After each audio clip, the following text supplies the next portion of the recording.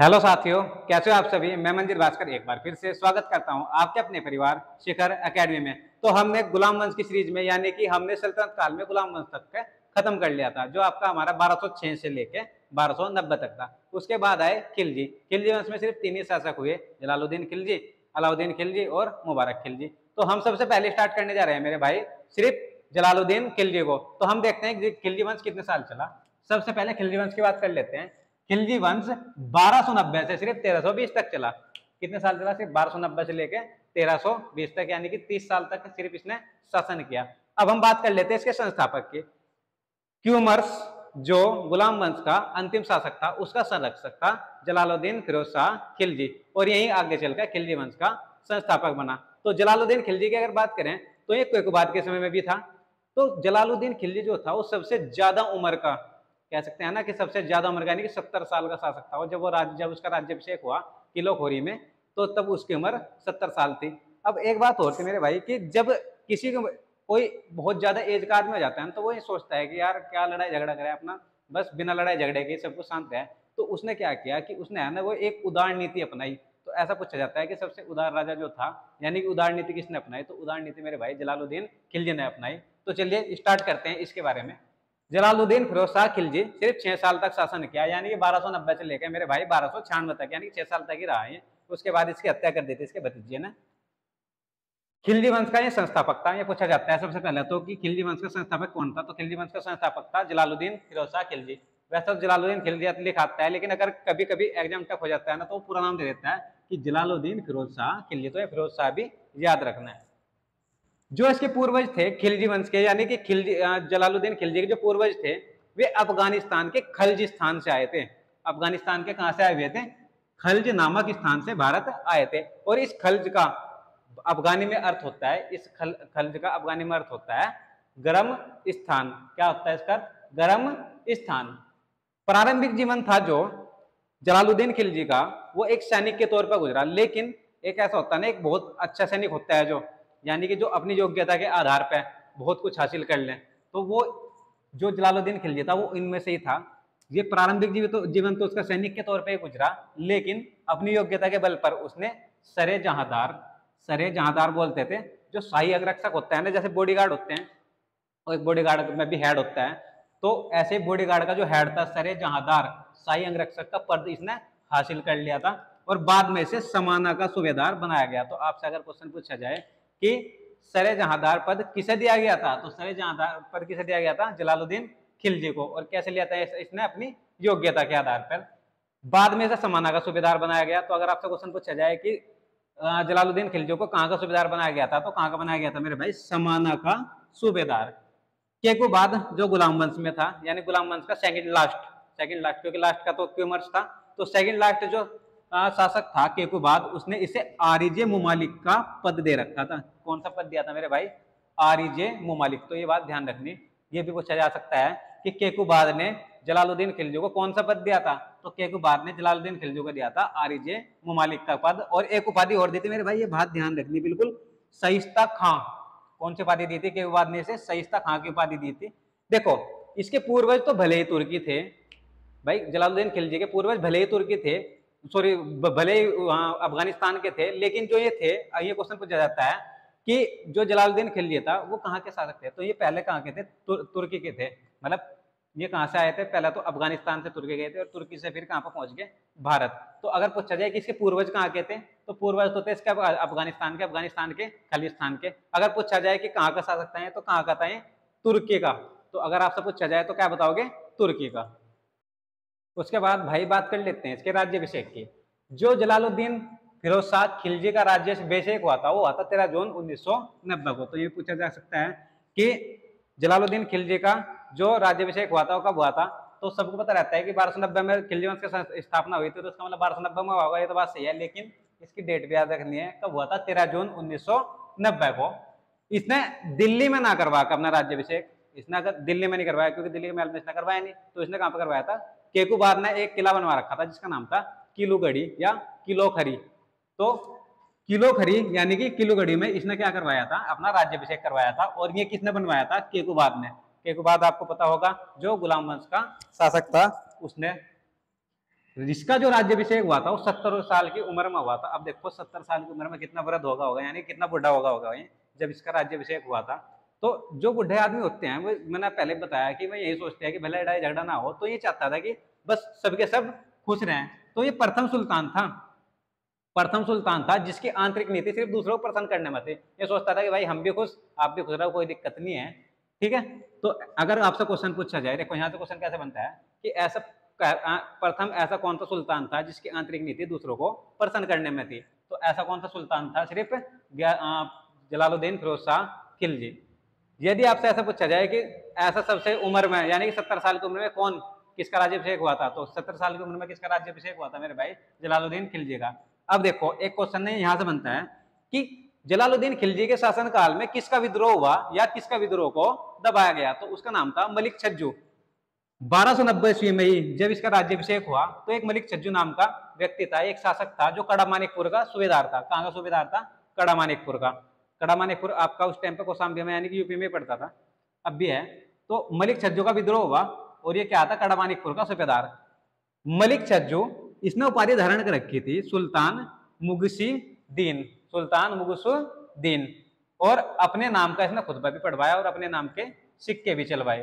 तो अगर आपसे क्वेश्चन पूछा जाए कि जलालुद्दीन खिलजी के शासनकाल में ऐसा कौन सा शासक था जिसने अपने नाम का खुतबा भी पढ़वाया और अपने नाम के सिक्के भी चलवाए, तो आप क्या बताओगे कि उसका नाम था मलिक छज्जू। या आपसे ऐसा भी क्वेश्चन पूछा जा सकता है कि जलालुद्दीन खिलजी के शासनकाल में किसका विद्रोह हुआ था या किसका विद्रोह दबाया गया था, तो किसका विद्रोह हुआ था, मलिक छज्जू का विद्रोह हुआ था। और ये किसने दबा दिया था, ये दबा दिया था जलालुद्दीन खिलजी ने। जलालुद्दीन खिलजी ने क्या करा था, अपने भतीजे यानी कि अलाउद्दीन खिलजी को भेजा कि भाई वहां पे विद्रोह हो रहा, तो उसने उस विद्रोह को शांत किया, यानी कि इसे मलिक छज्जू की हत्या कर दी। और मलिक छज्जू की हत्या करने के बाद वो क्या बना दिया उसे, यानी कि अलाउद्दीन खिलजी को ही कड़ामानिकपुर का सूबेदार बना दिया।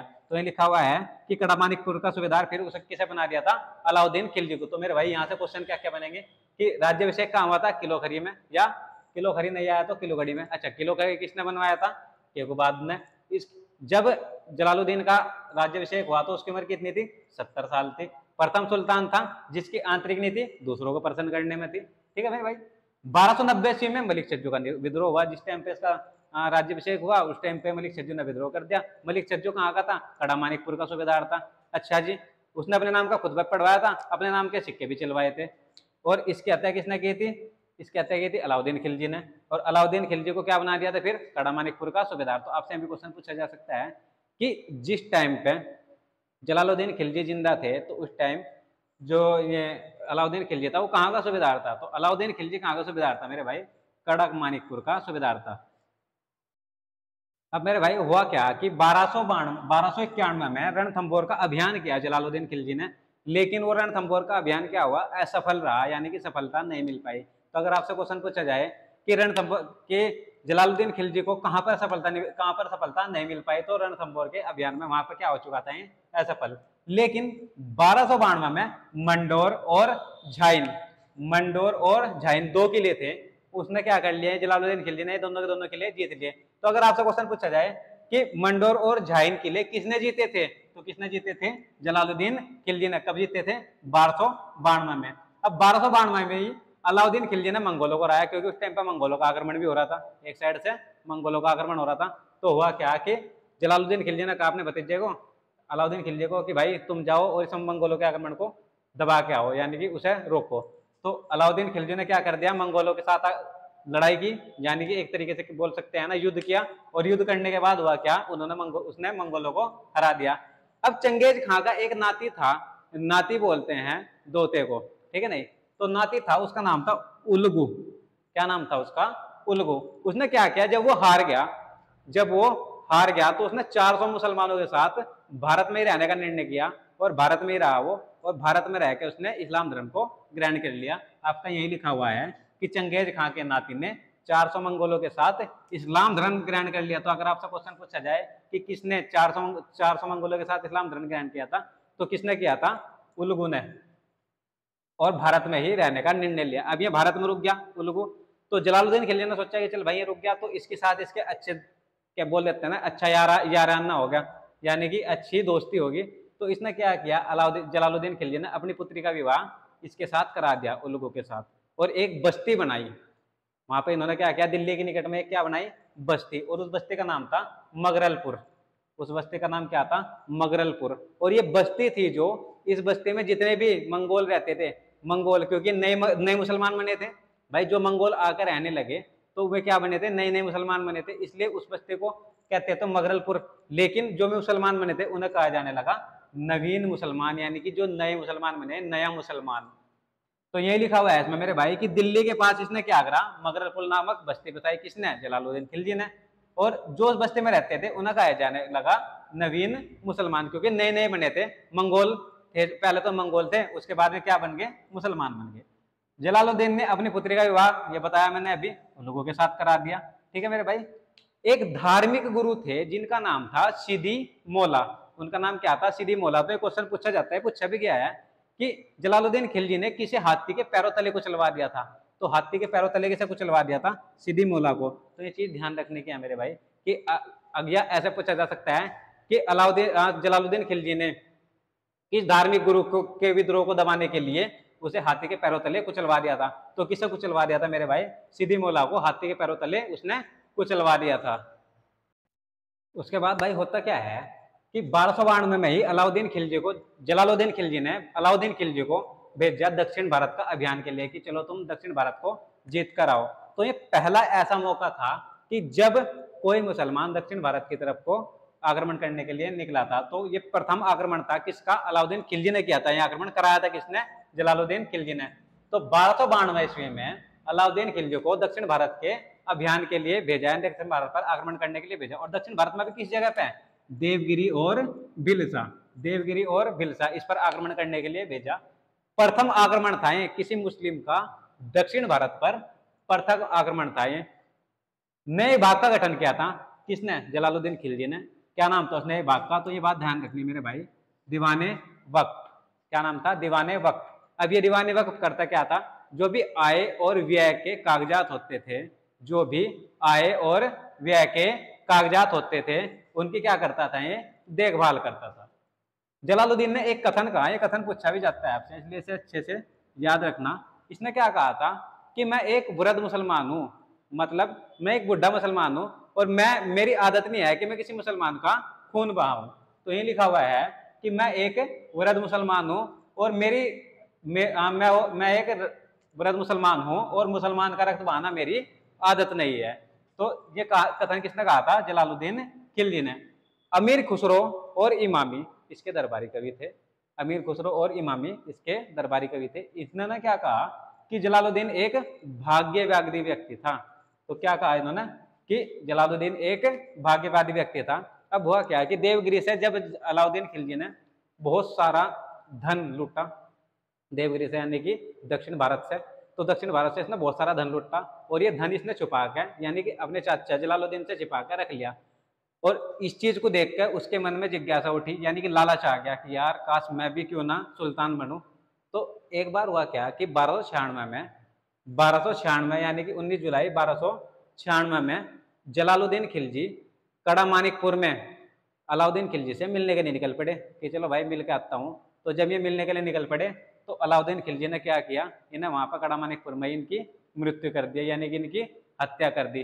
तो अगर आपसे क्वेश्चन पूछा जाए कि जलालुद्दीन खिलजी की हत्या किसने की, तो अलाउद्दीन खिलजी ने। अब आपको एक बात और बता दूं, जो अलाउद्दीन खिलजी था ये इसका भतीजा तो था ही, यानी इसके भाई का लड़का, लेकिन इसका दामाद भी था, यानी कि इसकी लड़की का पति भी था ये। तो अगर आपसे पूछा जाए कि हत्या किसने की, अलाउद्दीन खिलजी ने। कहाँ पे की, कड़ा मानिकपुर। और कड़ा मानिकपुर अगर आपसे पूछा जाए तो यहाँ पे लिख लियो मेरे भाई, यूपी में पड़ता है आपके कौशाम्बी के पास। और दोबारा से फिर देख लो एक बार, 1292 में अलाउद्दीन खिलजी ने कहाँ पर आक्रमण किया, देवगिरी में। किसने भेजा था, अलाउद्दीन खिलजी ने भेजा था। ये क्या था, दक्षिण भारत पे प्रथम आक्रमण था। नए भाग का गठन किया था दीवाने वक्त। दीवाने वक्त क्या होता था, आय व्यय के कागजात की देखभाल करना। जलालुद्दीन का एक कथन था कि मैं एक वृद्ध मुसलमान हूं और मुसलमान का खून बहाना मेरी आदत नहीं है। अमीर खुसरो और इमामी ने इसने किसे क्या बताया, अमीर खुसरो इमामी ने इसे बताया भाग्यवादी व्यक्ति। 19 जुलाई 1296 में इसकी मृत्यु हो जाती है। किसने करी थी, अलाउद्दीन खिलजी ने करी थी। अलाउद्दीन खिलजी ने क्यों करी थी, क्योंकि उसके मन में लालच आ गया था, क्योंकि मुझे भी क्या बनना, एक सुल्तान बनना। और कहाँ पे की थी, कड़ा मानिकपुर में। तो मेरे भाई ये था सिर्फ जलालुद्दीन खिलजी के बारे में। जो हम कल पढ़ेंगे वो पढ़ेंगे अलाउद्दीन खिलजी के बारे में और मुबारक शाह खिलजी, क्योंकि इसमें सबसे ज्यादा क्वेश्चन जो बनते हैं अलाउद्दीन खिलजी से बनते हैं। लेकिन ऐसा नहीं है कि इंपॉर्टेंट नहीं है, ये भी बहुत इंपॉर्टेंट है। बहुत से क्वेश्चन ऐसे हैं कि सीधे मौला को किसने मरवाया? जलालुद्दीन खिलजी ने। कैसे मरवाया? हाथी के पैरों तले मरवाया। तो ये सारे मलिक छज्जो का विद्रोह किसके शासनकाल में हुआ? जलालुद्दीन खिलजी के। तो ऐसे ऐसे क्वेश्चन में मेरे भाई बन जाते हैं, इसलिए इसे भी बिल्कुल भी मिस ना करें। दूसरी बात देखो, अगर यहाँ से क्वेश्चन बनते हैं, ठीक है मेरे भाई, तो यहाँ से क्वेश्चन बनते हैं, जो भी यहाँ से क्वेश्चन बनेंगे, जितने भी यहाँ से क्वेश्चन बनेंगे आपके, तो इन्हें है ना अच्छे से इसलिए पढ़ लीजिए, क्योंकि भाई अगर पता चला कि कोई क्वेश्चन इससे मिस हो गया और आपका आगे चल के वही एग्जाम में फंस गए, फिर सोचते हो कि यार काश हम उस टाइम पे पढ़ लेते। तो इसलिए मेरे भाई अगर आपको वीडियो अच्छी लगती है तो आप हमारे चैनल को लाइक करें, हमारे चैनल को सब्सक्राइब करें और कमेंट करना ना भूलें, क्योंकि मेरे भाई इन्हें लिखने में ना, इन्हें समझने में, इन्हें समझाने में बहुत मेहनत लगती है। और दूसरी बात, बहुत जगह से ढूंढ ढूंढ के इतना सारा डाटा इकट्ठा करना पड़ता है, तब जाके ये सब कुछ लिखा जाता है। तो इसलिए हम भी आपके साथ मेहनत कर रहे हैं, तो आप हमारे चैनल को लाइक करें, सब्सक्राइब करें और कमेंट करना ना भूलें, ताकि हम आपके लिए ऐसी और अच्छी अच्छी वीडियो बनाते रहें और आपको सिखाते रहें। धन्यवाद।